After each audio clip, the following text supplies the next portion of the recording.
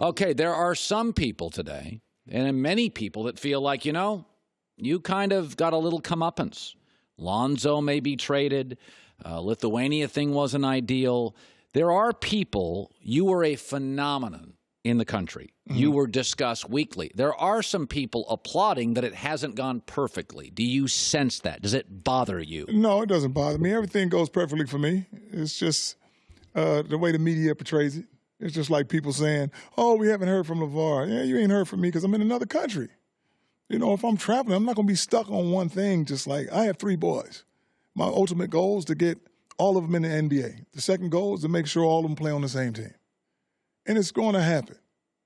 And like I said, it can be done, and that's one of the reasons I kind of said, okay, Phoenix is good. They got some players, but I'm not trying to be a one-hitter quitter.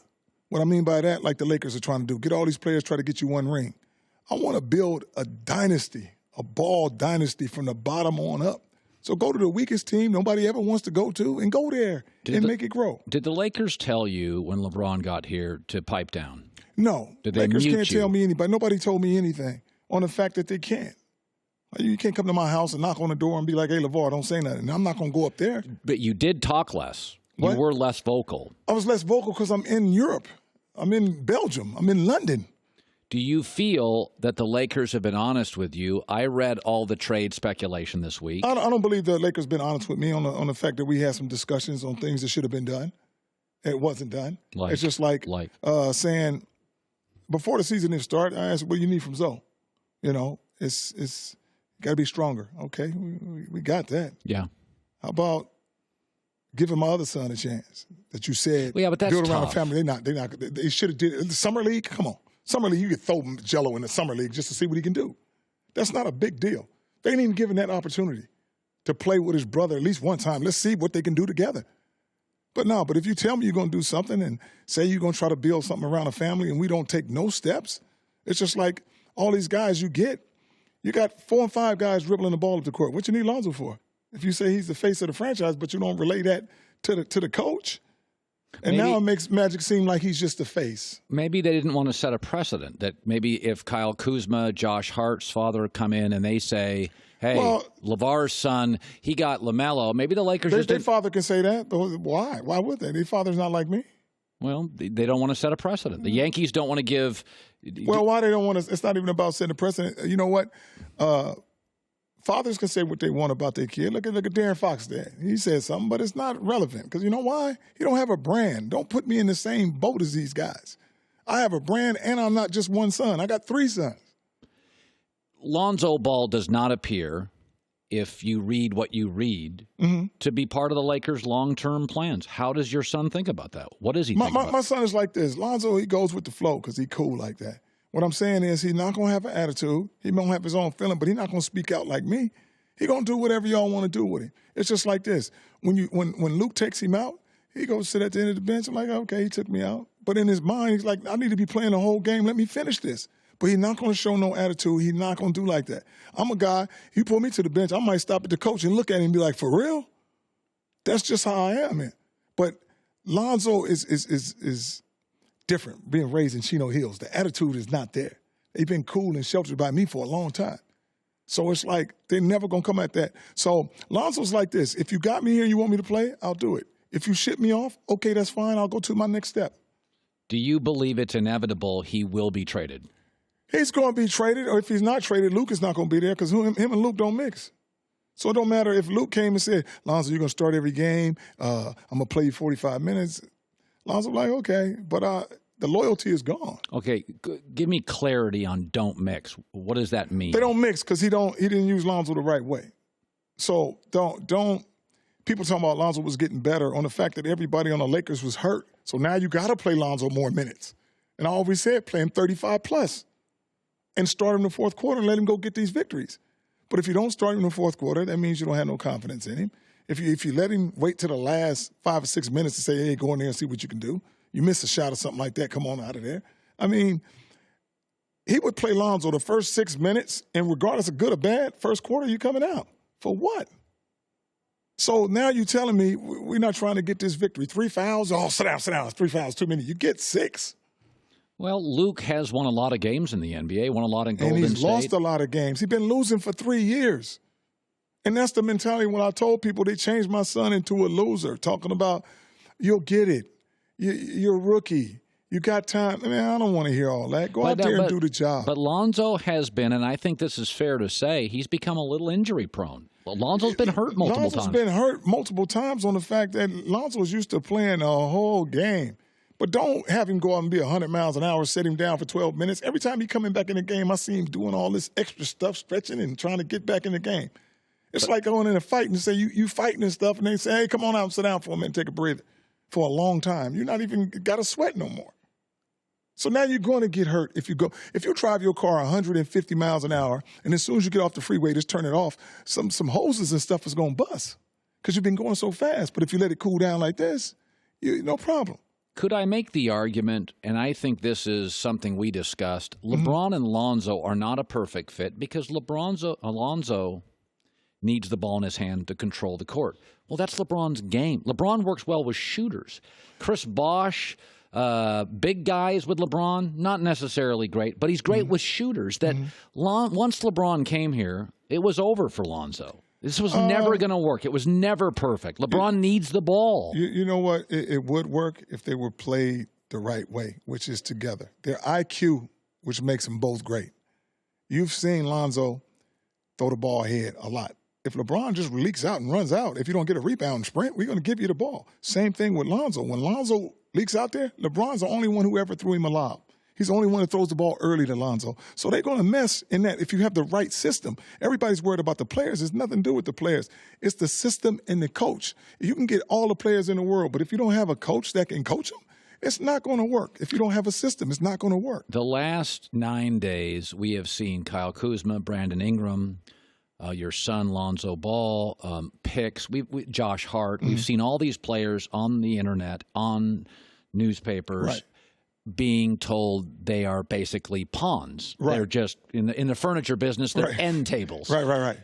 How do you believe that affects the chemistry the rest of the year on that roster? Well, it's going to affect the chemistry if none of these guys get traded. Because now you got them stuck in there in L.A., but you got them understanding, saying, patting folks on the back and saying you good and you this and that, and then all of a sudden you out of here. So do you sense chemistry is an issue now? The chemistry is definitely going to be an issue on the fact that whatever happens, if they go, fine. But you don't give up all these young players for one guy. Because what's going to happen after this year goes by? And like I said, as far as AD's a good player, LeBron's a good player. LeBron ain't the LeBron he used to be. He got injured just falling down on his groin or whatever. You're getting older. And your mind might have you thinking that, I'm taking care of my body, I'm doing this, but you're still getting older. And the same thing with AD's a good player, but he's never been a guy where you say, you know what, you the man, you're going to take us to the promised land. He doesn't have the alpha. There you go. But he's a great player. He's a great player. No doubt. But he's about He's not what I would call the classic player. Yes. He's not a vocal guy. He's not a floor leader. Not a floor leader, but he can't even. Okay, if he don't have a ball in his hand, somebody got to give him the ball. And the thing is, it better be on the run or for a clear out. He's not heavy enough to just go sit on that box and do what he do. Boogie Cousins go sit on that box. Joel Embiid, they can sit on that box. He go down there and sit on that box, they can push him out because he's still got that thin frame. But as long as you're running like this and giving him some shots at the, facing the basket, he's going to be wonder. He's going to do his thing. Do you worry that your criticism of Luke affects your son going forward? No, because I believe this. Who's ever going to believe in my son, that's who's going to prosper the most. What if he goes to New Orleans? If he goes to New Orleans. And they believe in him. And you get my other two sons, we'll be there. Don't you think here's the thing that I was talking about New Orleans, cold place. My son don't want to play. You don't want to get up and see the snow and don't want to go to work. Well, now these are unrealistic expectations. I've had to move. I'm old. Right. I've had to move a bunch. I had to live in a state where it snowed in one time in October. That's as you're coming up. Well, where you at now, you don't have to do anything. Well, no, I still have to. You do what you want. I'm basically. But you still got to hire. I'm shoveling snow here every day. Yeah, you can't just go out here and talk crazy like me. But anyways. You're saying your son didn't want to play in snow. He didn't want to play. But here's the thing. Go somewhere where you want to be. And New Orleans, they got some guys that's already there, that's already playing point guard. Right, they do. And Phoenix, we're in a warm area. Go somewhere where nobody, who's talking about but who's saying, hey, I want to go to Phoenix? Nobody. So if you have somebody who's good and wants to go to Phoenix, that would work. But do you believe the Lakers now, with your public criticism, would do any favors for LaVar Ball? I mean, They haven't done me any favors anyway. So what's the deal? They haven't done me any favors anyway. So it's not like, oh, okay, I'll be quiet and the Lakers will do what I want. They haven't done what I want. Do you think LeBron is in your son's corner? I think LeBron is in my son's corner. LeBron, I've never had, and I hold this true to what I say, I've never seen or heard of a person that doesn't want to play with my son. On the fact, he's just a heck of a player to play with because he makes everybody around him better. I agree regardless with of that. who's I agree there. with that. And so LeBron can only do so much, as far as say so here or there. And you don't think LeBron's controlling all this? Oh, LeBron is not controlling all this. Magic is. Magic's not controlling all this. Who Magic is just the face. I don't know, some other things going on.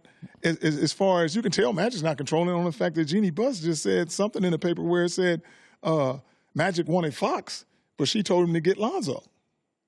I don't know where that came out from, but it had to come from somewhere. So a lot of times Magic is just a face to get things, but he's not actually the one making things happen.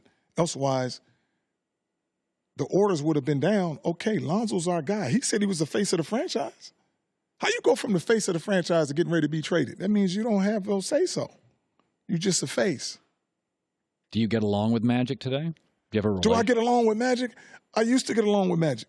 You don't anymore. I don't get along with Magic no more on the fact that I haven't talked to him and he said some things he was going to do and didn't do.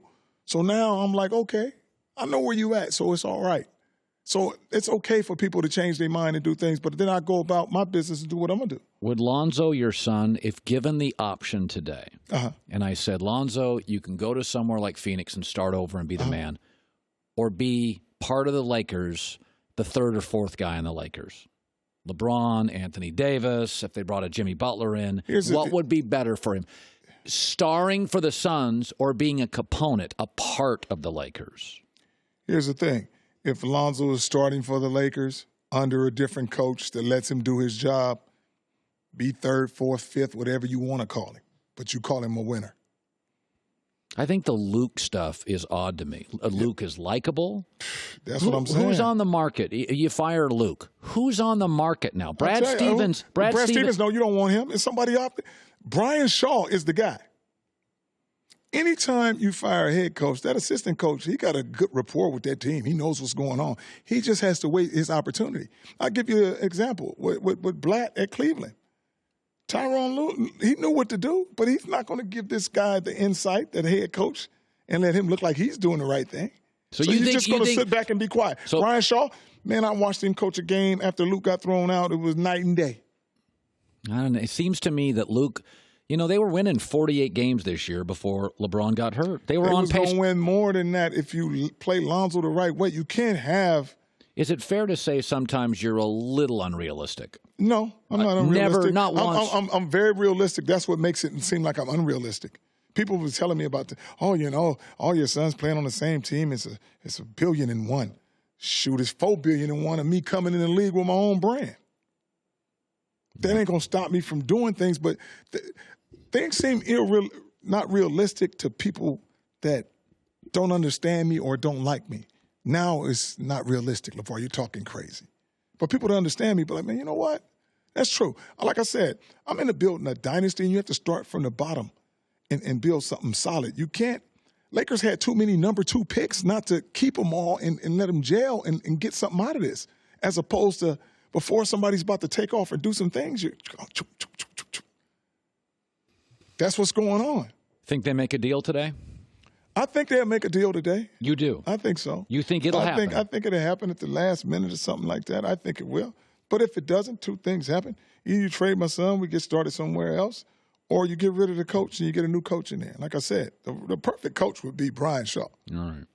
LaVar, appreciate you coming on the show. Man, I appreciate seeing you guys again. And like I said, man, It started out a little reckless with me and you as we kept going up, but time is going by and we both evolving. It's good to see you guys again. It's definitely good to see Joy Good to see in you, a LaVar. different spot, and it's just good, man. Appreciate it. So bless all you guys and stay safe. All right. All right. When your son starts for the Suns, you're welcome back. We can talk about Phoenix. Yeah, we'll talk about that. Yeah. I like Phoenix. Yeah, I like it on the fact that if they can get all my sons, that's what I'm trying to say. Let's slow down on that. I'm not going to slow down on that because that's part of my thing going to Phoenix. All right. I need help. I'm just trying to help you. Yeah, assist you in this you whole not- thing. I feel like he just gave us the scoop. Yeah, he need help. we Jello's gotta- going to be ready in the summer. They got to at least let him try. Lakers never gave him a chance to play with Lonzo. All right. Thank you, LaVar. Hi, everybody. Thanks for watching. Subscribe here to get the latest from the show. Also, be sure to check out more of the best clips from The Herd or go watch a few segments from other shows on FS1.